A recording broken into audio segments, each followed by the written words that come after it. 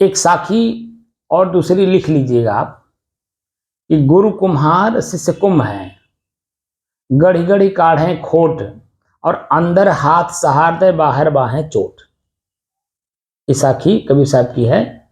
इस बात को थोड़ा ध्यान रखिएगा कि मैं अगर आपने हमको गुरु माना है तो और हमको आप समर्पित होना चाहते हैं और हमारे को देखना चाहते हैं कि हम आपकी साधना में कितना आपको हम आगे बढ़ा सकते हैं, तो जो साधना की पद्धति में दृश्य में हमें मिलता है, हमारे शरीर में दर्द, पीड़ा, चिलकन, खिंचाव, दबाव, हम उसको लगातार देखते हैं। जो 10 दिन के अंदर में पहले दिन जब हम लोग बैठते हैं तो शरीर बैठने नहीं देता, पहले तो मन नहीं बैठने देता, इधर उधर घूमता रहता है।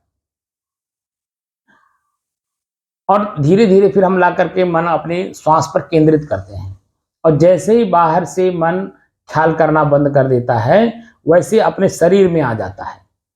अब शरीर में क्या है, कभी गांठ में दर्द होगा, कभी कमर में दर्द होगा, कभी जंघा में दर्द होगा, कभी दबाव महसूस होगा, कभी तनाव महसूस होगा, कभी चिलकन महसूस होता है।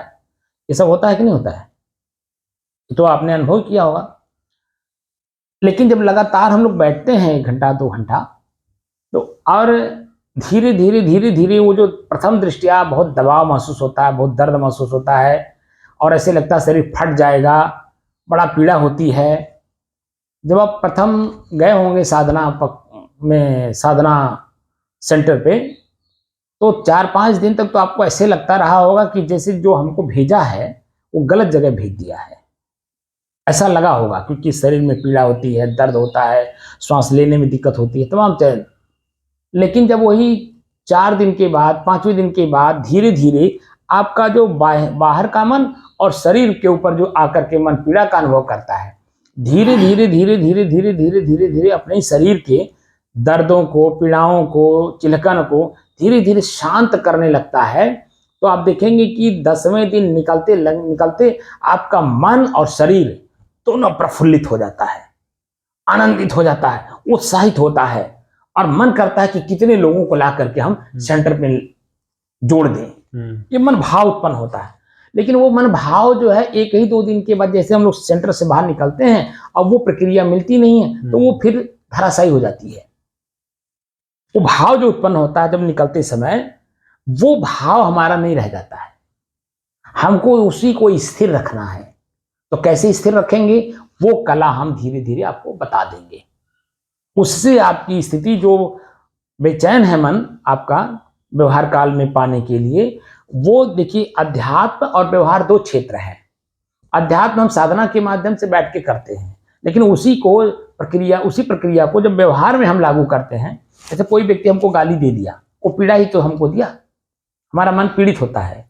लेकिन हम अपने आप में ऐसा कोई ज्ञान इजाद करें कि सामने वाले पीड़ित व्यक्ति को हम कौन से ऐसे शब्द का प्रयोग करें कि उसका मन शांत हो जाए, या कौन सा ऐसा व्यवहार करें कि वो हमारे प्रति जो द्वेष भावना रख रहा है उसका शांत हो जाए। तो जैसे वो शांत होता है, वो चला जाता है, आप उसकी कोई प्रतिक्रिया नहीं देते हो, तो उसी के मन में आपके प्रति आदर, प्रेम, भाव, एक नया उत्साह, उमंग के साथ आपके साथ मिलना चाहता है। लेकिन वही तत्काल में जब वो गाली देता है तो हमारा ये मन सुन करके वो तुरंत जानवर उसको मारने का मन करता है। लेकिन जब आप मार देंगे तो उसमें और आप में क्या अंतर रहेगा, वही अंतर ढूंढना है। वो क्रिया कर रहा है, जैसे मैंने कहा ना कि श्वास ले रहा है तो क्रिया हो रहा है, तो श्वास कौन ले रहा है, तो प्रतिक्रिया हो गया ना। तो गाली दे रहा हो, क्रिया कर रहा है, प्रतिक्रिया हमें करना, उसकी बात का जवाब हमें देना, तो हमें उसकी जवाब को किस तरह से देना है, अब ये व्यवहार काल में सीखना होगा, धीरे धीरे सीखना होगा। इसीलिए बिना गुरु के पास 12 साल रहे साधक परिपक्व नहीं होता है। सेंटर में मान लीजिए 10 दिन के लिए गए, 1 महीना में एक बार आपको 10 दिन मिल गया, लेकिन वो पुनः न मिलने के कारण वो जो हमारा उत्साह है, उमंग है, प्रेम है, जो सबके प्रति सर्वे भवन्तु सुखिनः, सबका मंगल हो, मंगल कामना जो करते हैं, वो कहाँ रह जाता है, फिर वो धराशायी हो जाता है। इसीलिए रेगुलरिटी चाहिए, बराबर चाहिए, और गुरु के सानिध्य में चाहिए, तब उसमें परिपक्वता धीरे धीरे आती है। और जो उम्र है, वो उम्र के पड़ाव पे जब हम परिपक्व होते हैं, तब हमें उस चीज का अनुभव परिपक्व होता है। और वही फिर समाज को भी